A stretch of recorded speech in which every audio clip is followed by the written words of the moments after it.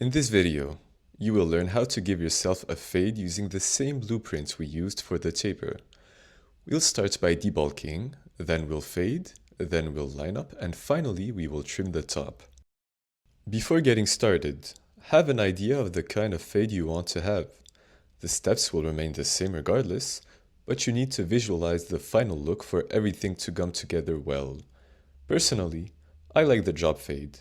I visualize the final look and start debulking by using a number 3.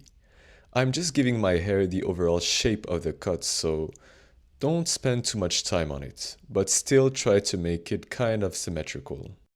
Once you got rid of the bulk, you can now start setting your zero guideline using your clippers or your trimmers. I would recommend doing it with your clippers if you're just getting into self-cuts. It makes that line easier to get rid of. The way you set this guideline will determine the shape of our entire fade, so take your time with this. Since I'm going for a drop fade, you can see me setting it in a rainbow-like shape that goes lower on the back. Make sure this line is symmetrical and switch up the angles of your mirrors to make sure everything looks clean. Once you are satisfied with your zero guideline, open your lever and set the next guideline. If you like tighter blendings, set this guideline just above the previous one. If you're going for a more standard fade, you can make that distance a little wider.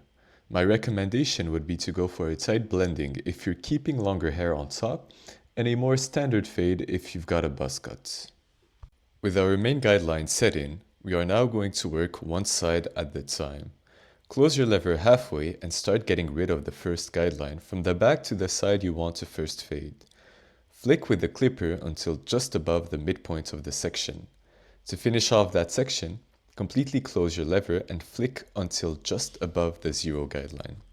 Next, grab on a number 1 lever closed and set your next guideline from the back to the side of your head.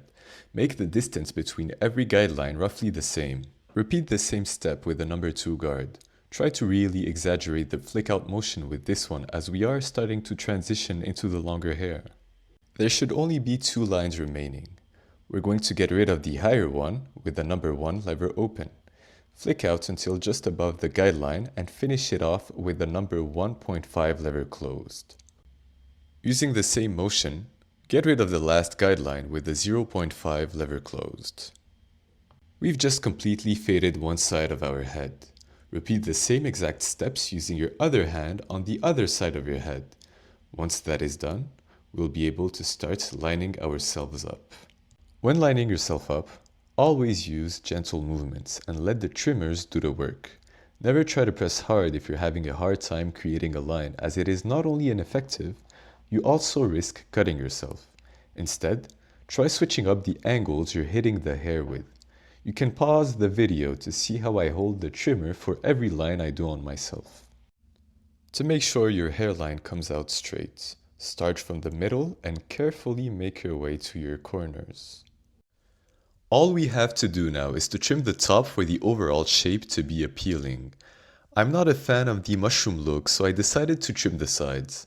Using 2 fingers, I separate the excess hair, lift it up and start cutting. I pick out my hair to assess the new shape I created and repeat the process until I'm satisfied. That's it for the instructions, guys. Now it's time for action. The best way to learn is by doing. If anyone has questions, let us know.